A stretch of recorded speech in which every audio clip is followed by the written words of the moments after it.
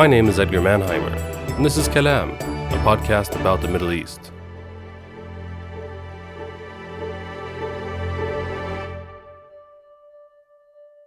You can see at that early stage of the Palestinian revolution two competing trends. One saying that the road to Palestine has to pass through Arab union, Arab unity, and then there is another trend that is saying the opposite, saying that in fact it is the liberation of Palestine that will lead to Arab unity.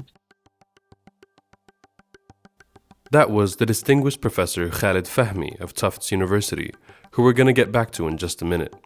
But first, we want to apologize for the poor sound quality in this interview. I promise you though, it'll be worth it if you stick with it. If you haven't yet listened to the first 2 episodes of the Kalam podcast, we strongly encourage you to do so. In them, I give an introduction of myself. If you don't feel like doing that, I can summarize it by saying that my name is Edgar Mannheimer, a Swedish radio journalist with Jewish ancestry who grew up in the Middle East and speaks Arabic. Now, on to the show. أنعى لكم يا أصدقائي اللغة القديمة والكتب القديمة، أنعى لكم كلامنا المثقوب كالأحذية القديمة ومفردات العهر والهجاء والشتيمة. أنعى لكم نهاية الفكر الذي قاد إلى الهزيمة، مالحة في فمنا القصائد، مالحة ضفائر النساء والليل والأستار والمقاعد، مالحة أمامنا الأشياء. يا وطني الحزين، حولتني بلحظة من شاعر يكتب الحب والحنين لشاعر يكتب بالسكين. Friends, the old word is dead. The old books are dead. Our speech, with holes like worn-out shoes, is dead. Dead is the mind that led to defeat. Our poetry has gone sour. Women's hair, nights, curtains, and sofas have gone sour. Everything has gone sour. My grieved country, in a flash you changed me from a poet who wrote love poems to a poet who writes with a knife. This poem by Nizar Qabbani, considered by many to be Syria's national poet, is one of the better-known literary treatments of what happened in June of 1967. In short, after a period of military tensions, Israel launched a surprise attack against the combined armies of Egypt, Jordan, and Syria. It instantly destroyed the entire Egyptian Air Force by bombing its grounded planes. This left the Arab armies without air cover, and shockingly, they were defeated in just 6 days. Hence the moniker the 6-Day War. These 6 decisive days resulted in Israel occupying Egypt's Sinai peninsula, the Golan Heights in Syria, and all Palestinian territories in the West Bank and Gaza. This is where the military occupation of Palestine begins. In Palestinian history, the tragedy of this event is second only to the Nakba of 1948. War in the Middle East. Israeli forces drive spearheads across the Sinai Peninsula, west to the Suez Canal, south to the entrance of the Gulf of Aqaba, breaking the blockade, capturing the West Bank of the Jordan River, and occupying the old city of Jerusalem. Of course, the way we view the history of Palestine, and indeed Israel, changed on October 7. But if we stay in the 60s and try to understand what happened in 1967, we must first look at the development of the Arab world in the aftermath of 1948, the year of the Nakba, when 750,000 Palestinians were driven from their homes by Zionist militias in order to create the State of Israel. Egypt, Syria, Iraq, and Jordan went to war and lost.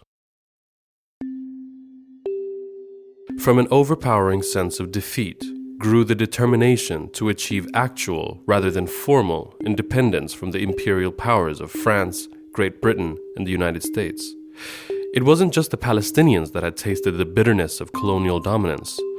Almost every single Arab country was either formally or informally controlled by European colonial powers, most prominent among them France and the UK. Naturally, this birthed resistance. All kinds of isms from the far left to the radical religious right exploded onto the political scene. Eventually, most of them ended up coalescing around one figure, the Egyptian president, Gamal Abdel Nasser, who was a beacon of hope for millions of Arabs and who jailed many of his critics. In this speech, he reflects on the proverb, "Al-fuqara lihum al-jannah," the poor will have paradise in the afterlife. He critiques it and asks why the poor can't be given a piece of paradise in this life, and in exchange, maybe the rich can take some afterlife paradise. الفقراء ليهم الجنة.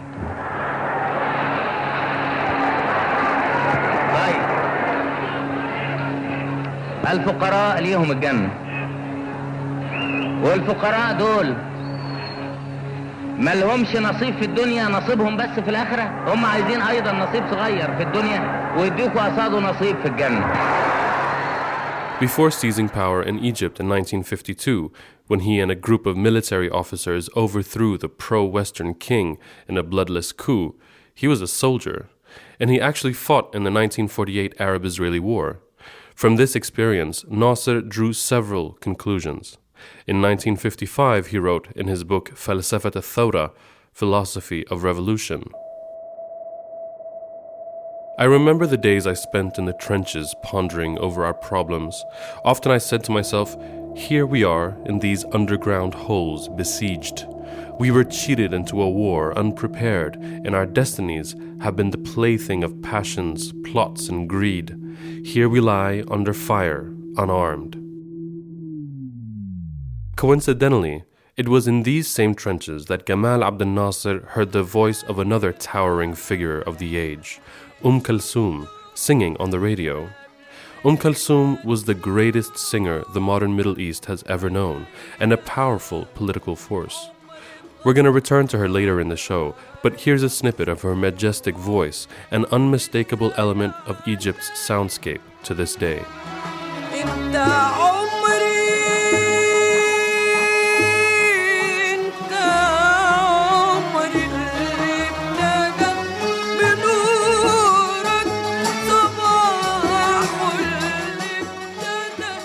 By the mid-1960s, Egypt exuded confidence. It was the cultural heart of the Arab world. It was both popular belief and state policy to support Palestine. At the same time, Palestinian guerrilla groups were beginning to take matters into their own hands and launching strikes against Israel. It seemed a confrontation was inevitable. But when it came, the defeat shocked the entire Arab world. The extent of the shock is hard to overestimate. This is a clip from the Syrian movie Sandu ad-Dunya, Camera Obscura, from 2002, where a distressed soldier returning from the 1967 war tries to convey the magnitude of the shock, as well as its cultural significance. لأنه تقول العرب ما العرب لكن احنا طلعت بضمن صدي ومدرع ومعاصرين واللمي ما تتفرج. وينها لمي؟ وينها؟ مين مسؤول؟ ها؟ كل مسؤول، كل فرد فينا مسؤول. ماني ما شافك متهيأ فينا. أنا. ها أنت، ها شو ما تعملي؟ شو ما تقدمي؟ Our guest today is the seminal historian Khaled Fahmy, Edward Keller Professor of North Africa and the Middle East at Tufts University.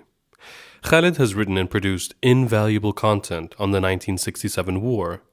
Our conversation begins with the political climate in the Middle East before the war. Ordinary Arabs and Israelis both thought that the Arab forces were far superior. But the highest military leaders, Arabs and Israelis alike, knew that the opposite was true. Before I play the interview, I'd just like to remind you that if you like the show, please subscribe to Kalam wherever you listen to podcasts. And please give us a rating. It helps others find out about us. And follow us on social media at Kalam Podcast. If you'd like to hear full-length interviews with all our guests, reading and poetry lists, and bonus episodes, or if you'd just like to support us, please consider donating to us on Patreon at patreon.com/Kalam Podcast. Now, here's Khaled Fahmy.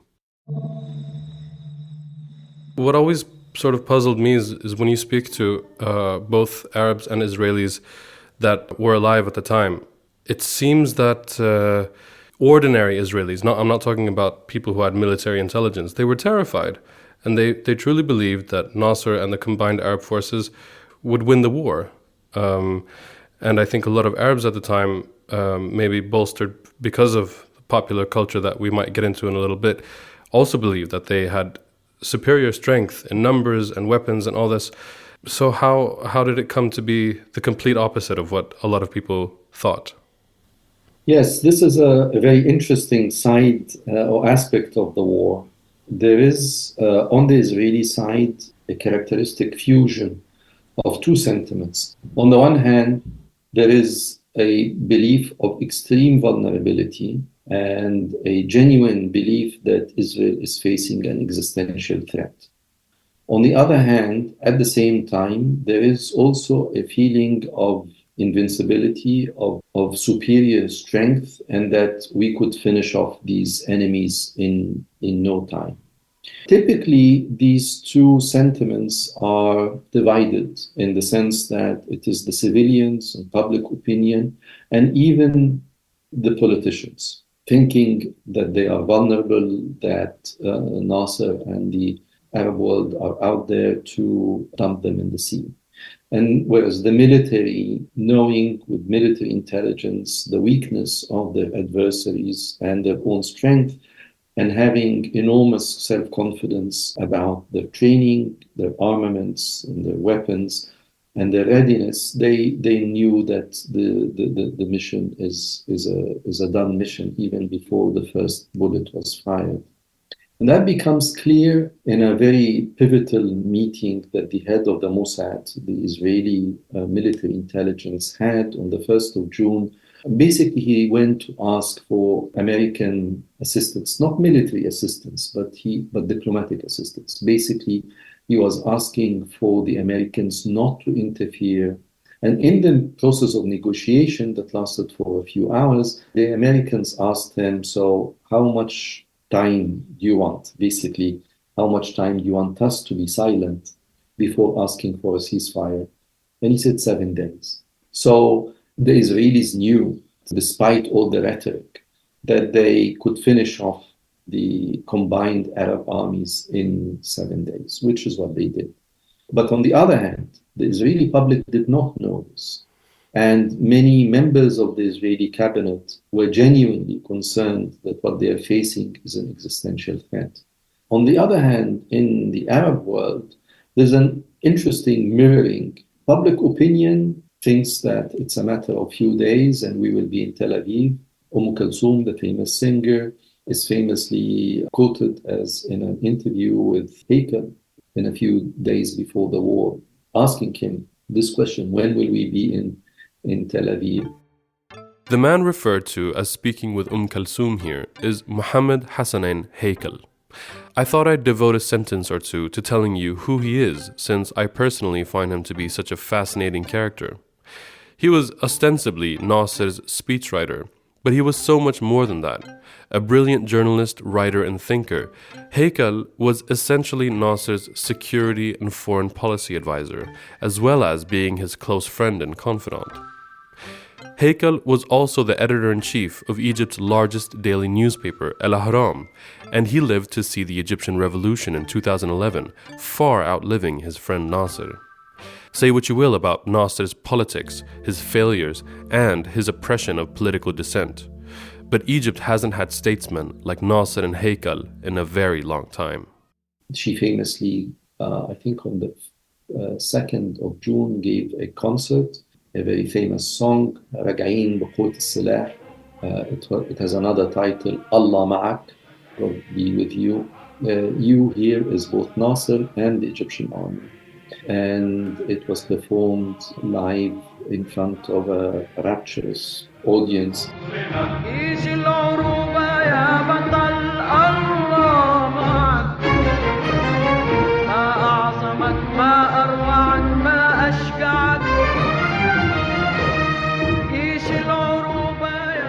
People were applauding, again, thinking that in a couple of days, when the war is done, Israel will cease to exist.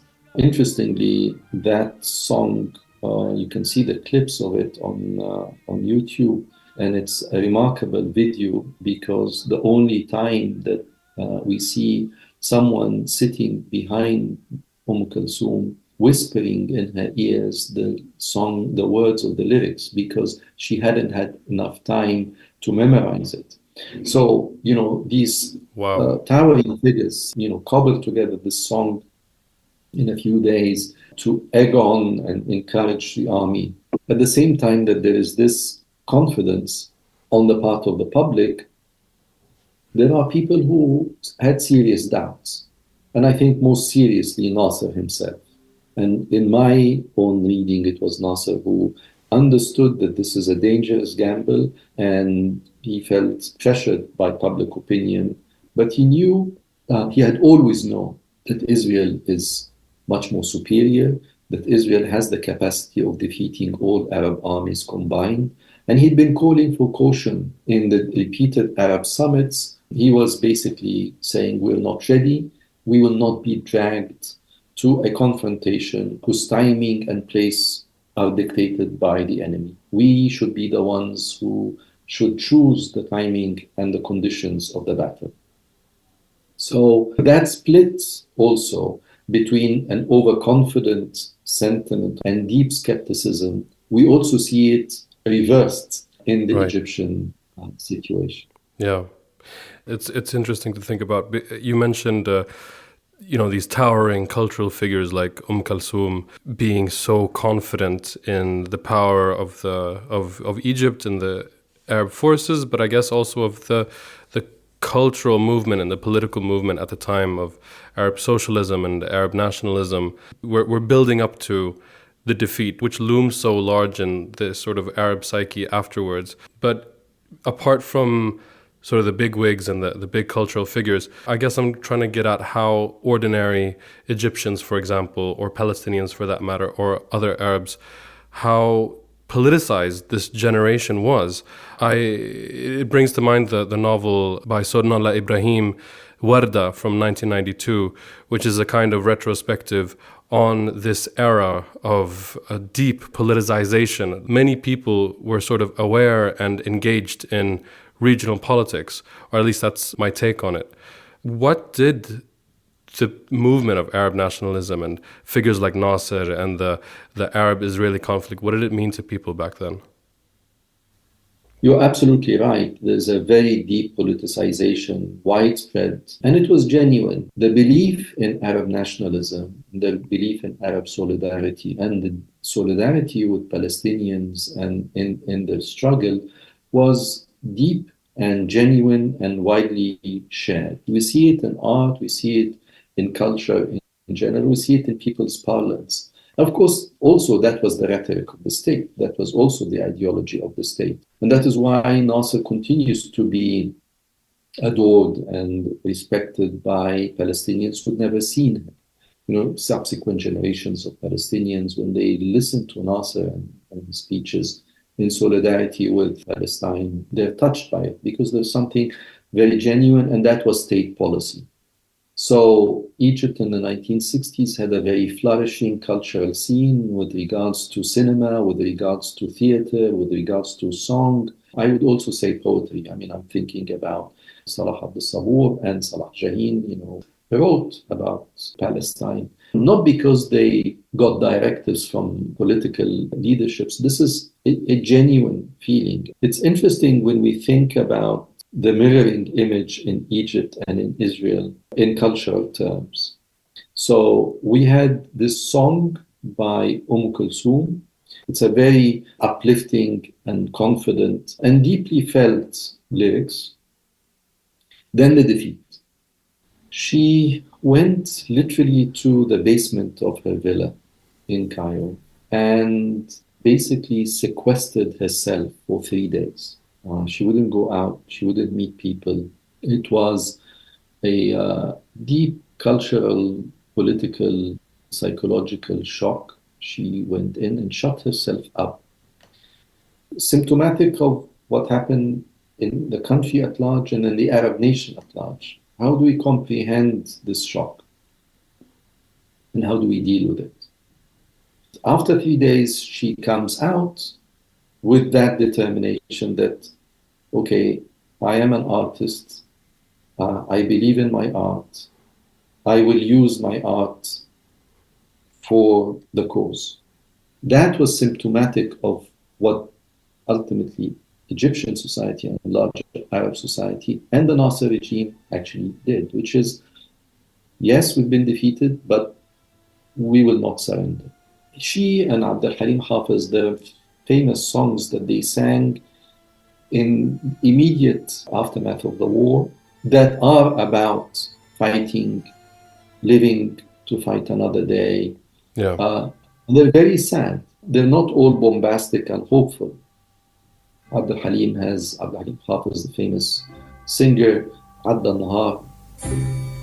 عدى النهار والمغربية جاية تتخفى ورا ظهر الشجر وعشان نتوه في السكة شالت من ليالي. And then she sang the song by the أخوين رحباني, أصبح اليوم عندي بندقية. I'm not sure exactly the words. أصبح عندي الآن بندقية إلى فلسطين خذوني معكم إلى ربا حزينة كوجه مجد. On the Israeli side, there's an amazingly similar story, but again, the flip side of it. It is a story about a song, famous song, that was sung on the 15th of May, 1967, on Israel's Day of Independence. Leading up to the war, the mayor of Jerusalem, Teddy Khaled, commissioned an Israeli poet, her name is Naomi Shemer, to write lyrics for a song to be sung on that day. And she wrote the lyrics of a song titled Yerushalayim Shel Zehav, or Jerusalem of Gold. And a young singer by the name of Sholi Natan sang it.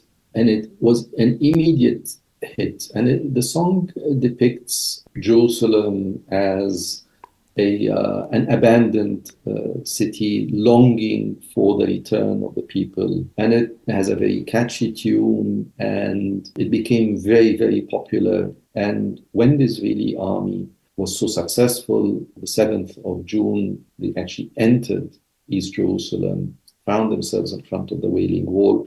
The soldiers spontaneously broke out into singing this song.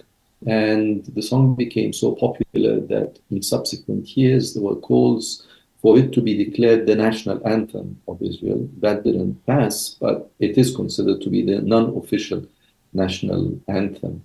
The interesting thing about this song is that many years later, Shemer, the lyricist, the poet, she admitted to a colleague of hers that the music of that song had been, quote-unquote, borrowed from a Portuguese lullaby. And it is just remarkable when you listen to the original lullaby and the music of the non-official Israeli national anthem. It's really plagiarized. Wow. I'm going to play you the Israeli song Jerusalem of Gold first, and then I'm going to play the Portuguese song Pelo Johepe, and I'll let you judge the similarities for yourself.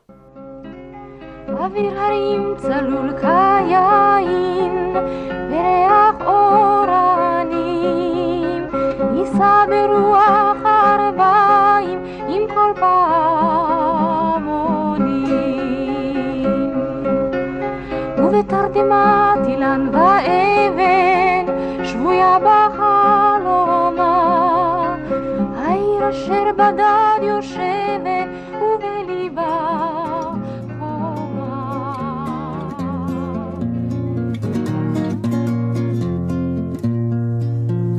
Peyo José Tabernandala, Jauraja Yodala, Raulen, Etxera Juanda, Esane Mendu, Ez daneria izanez, bere ama topa dezala, So these two songs, in a sense, reflect the dramatic repercussions of the war. And that, in a sense, is reflective of the story of Nasser, the story of Egypt, and the Arab story in general. An admission of defeat, of course, it was termed in Arabic Naksa, setback, not failure, and even not defeat.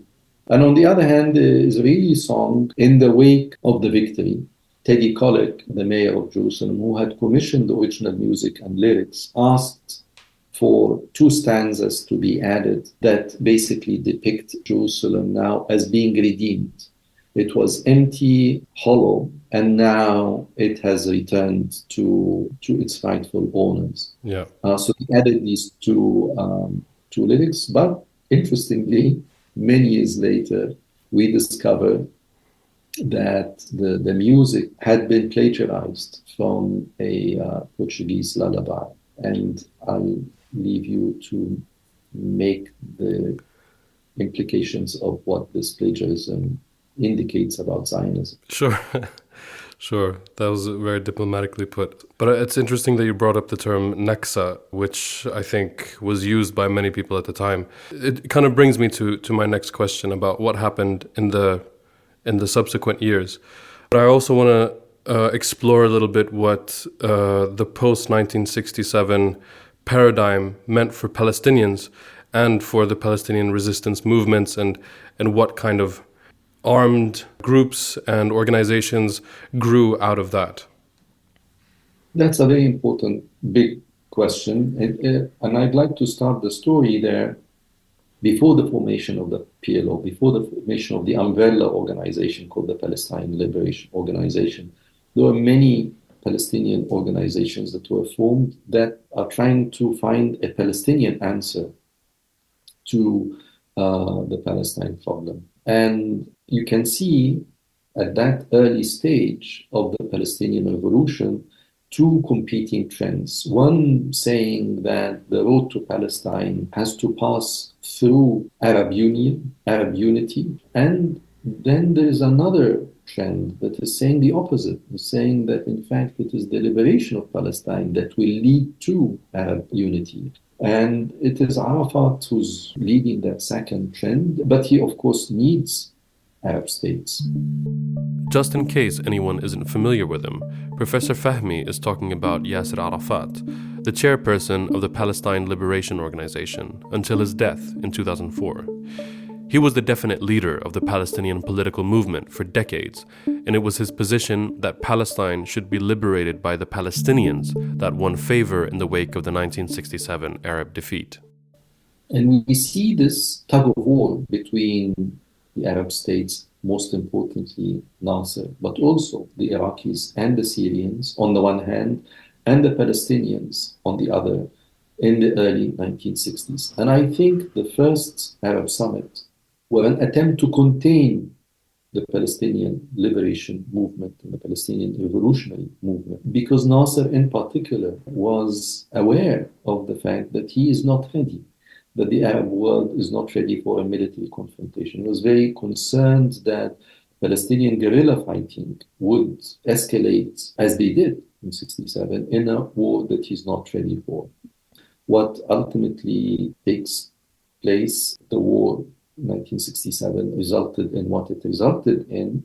And when the Palestinians now see the utter defeat of the Arab regimes, the wing within the Palestinian movement that had always insisted on the independence of Palestinian decision, taking things in their hand, got much bolder, much stronger. And then the following year, they chose Yasser Arafat to be the head of the PLO. So the PLO now is dominated by Fatah, and it's dominated by Arafat, and that marks a serious move away from Nasser's domination, from the domination of Arab states, and that now the Palestinians will undertake the huge task of liberating their land using their own resources. And that is when many other organizations are being formed, the PFLP and others, all going into that direction. What about ordinary Palestinians? How were they affected by this defeat and the subsequent military occupation by Israeli forces? Because while Gamal Abdel Nasser is considered a hero by many Palestinians, he's also kind of considered not so much a hero by others. How does this war live in the psyche of Palestinians, and how are they affected by it? Well, the answer here is in the West Bank. Immediately after the war, West Bank is occupied by Israel. Israel is already ready with plans from the works of Ilan Pappé. We now know that the Israelis had been working for many years prior to that with imposing a military rule. Military rule, incidentally, the contours of which and the techniques of which had been learned from the British, and how the British tried to suppress the 1936 Palestinian Revolution. So they basically copied the draconian measures of the British anti-revolutionary measures that they employed in 1936. Back in the first episode with Suad Al-Amri, I spoke briefly about the 1936 Palestinian uprising. This is what Professor Fahmy is referencing here. In it, hundreds of thousands of Palestinians went on strike to protest the British and the Zionist project, and violence flared in the country. After a great deal of effort and the deployment of 100,000 troops, Great Britain finally managed to suppress the revolt. It took them 3 years to do it. It is estimated that 10% of Palestinian men were either jailed, killed, or exiled, including most political leaders. The brutal tactics that the British used in 1936 were studied by the Israelis and deployed to suppress Palestinian resistance following the occupation of the West Bank and Gaza in 1967. One of the other things that happened, we now know from the work of Bilal Shalash, Palestinian in Birzeit University, that when they occupied the West Bank, they seized the records of the Jordanian Secret Service and the Jordanian police that had been spying on Palestinians. So that the Israeli military authorities now have a huge database of names and locations of Palestinians in the West Bank, and they go after them. The Palestinians in the West Bank attempt to resist the occupation, attempt to launch their revolution from inside the West Bank. There is a huge boost in the morale of Palestinians in the West Bank, strikes and civil resistance movements, but there's also military activities, guerrilla activities against Israeli checkpoints and centers of military occupation. The result of all of this is that the center of resistance, Palestinian resistance, moves from the West Bank and Gaza. The resistance moves to Jordan. The Palestinian resistance moving its base of operations to Jordan was indeed significant. It meant that operations against Israel were launched from Jordan, and that other Arab regimes were funding and encouraging certain armed Palestinian factions in Jordan. The government of Jordan realized that Israel was not going to tolerate this and had no qualms attacking Jordan itself to pacify Palestinian attacks, putting Jordan's security at stake. As a result, King Hussein of Jordan executed Black September, in which a mini-civil war was fought against the Palestinian armed groups in the country, which eventually led to their exile. That's when they moved to Lebanon, a story we'll tell in the next episode. But the idea of resistance is always there, and the idea that Palestine could only be liberated through fighting that ultimately results in a national armed revolution against the occupation. That is something that continues up to 1974, that mindset. Yeah, and that kind of dovetails quite well into the next episode of the Kalam podcast, which is going to be about the First Intifada, which obviously happens way later, but is kind of a child of that attitude and that Palestinian retaking their own struggle. I know I've taken up a lot of your time, Professor, and I really, really appreciate it, but I wonder if I could ask you a last question.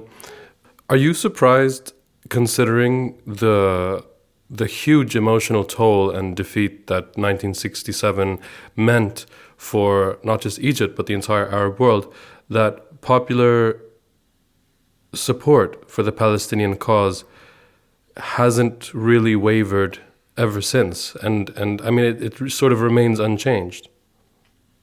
I have to qualify this. I think there are ebbs and flows in this. Let's not simplify things. I genuinely believe that there is a hard rock of steadfast solidarity throughout the Arab world with the Palestinian struggle because of its justice, because of its nature, because it is, in a sense, the most just, in my mind and in the minds of many people, cause that we have in the world now and has been for the past half century, if not longer. There is something very genuine there. The solidarity is very genuine there. It can be deployed differently. And I think one of the things that Sadat managed to do in the mid-70s is to convince large segments of Egyptian population that Palestinians are responsible for their own calamity and that Egypt is paying an inordinate price in support of people who had sold their land. These are myths and lies and fabrications that the Sadat regime managed to propagate. And I grew up in Egypt, and I remember many large segments of Egyptian society believing in that. But that was short-lived. And it was short-lived because the dividends of peace did not materialize. Right. And the dividends of peace did not materialize because the nature of Israel has not changed.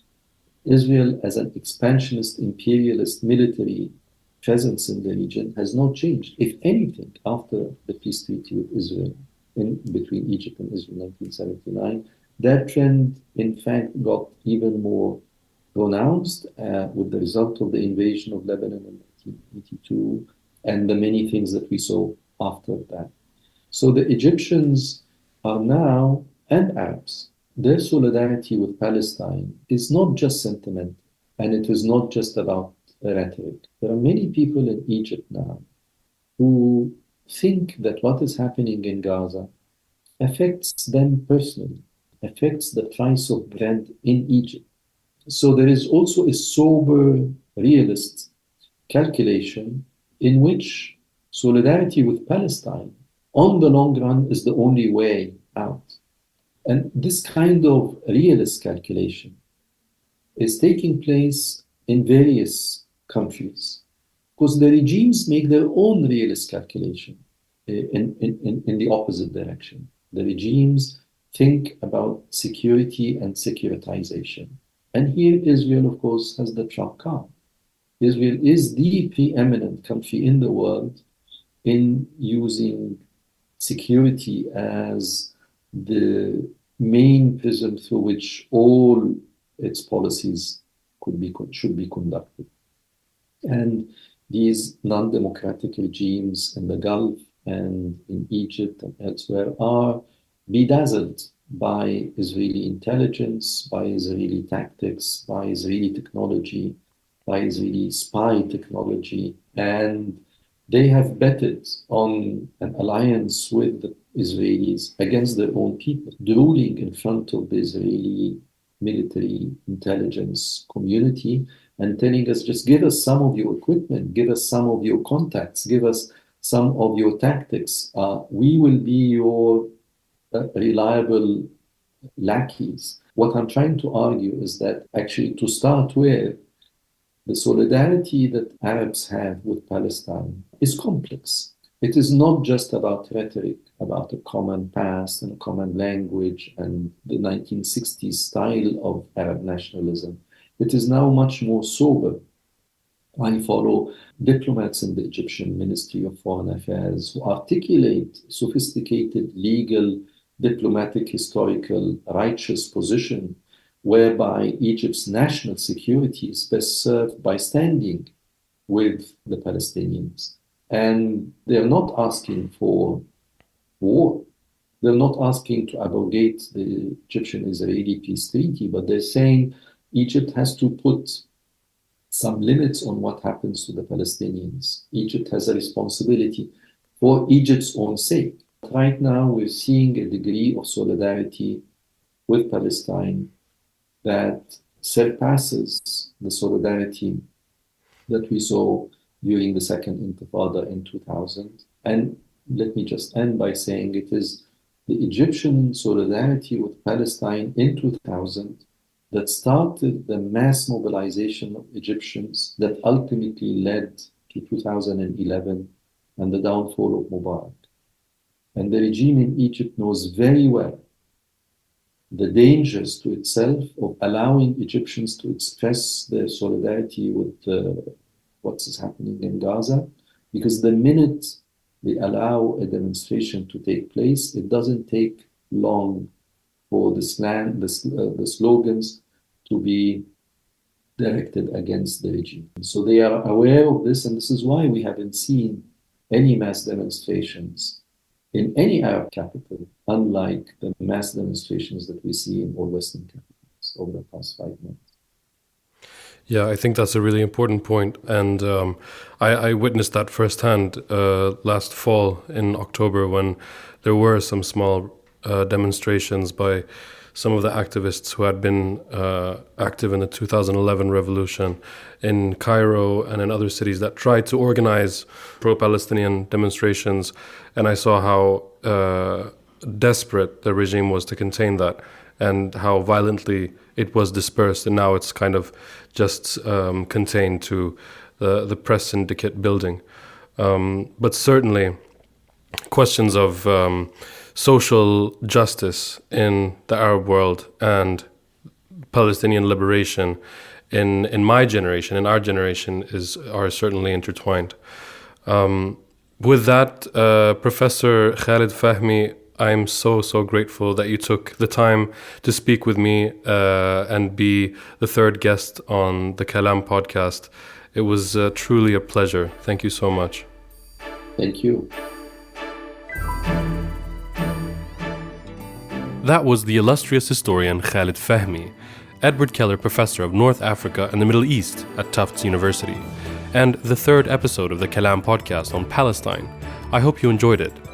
Next week, we're going to look at the Lebanese Civil War and the subsequent Israeli invasion of southern Lebanon, as well as the First Intifada, the great Palestinian uprising in the late 80s. That's next week on the Kalam podcast. And if you haven't already, I'd like to remind you to subscribe, like, and give a rating to the podcast. It helps other people find out about us. Also, please consider following us on social media at Kalam Podcast and sharing our content with friends and family. If you'd like to hear full-length interviews with all our guests, reading and poetry lists, and bonus episodes, or if you'd just like to support us, please consider donating to us on Patreon at patreon.com/Kalam Podcast. Kalam was written and hosted by me, Edgar Mannheimer. Research and production by Sam Kal Samra. Poetry reading in Arabic by Khulud Saghir. And sound design by Arthur Mannheimer.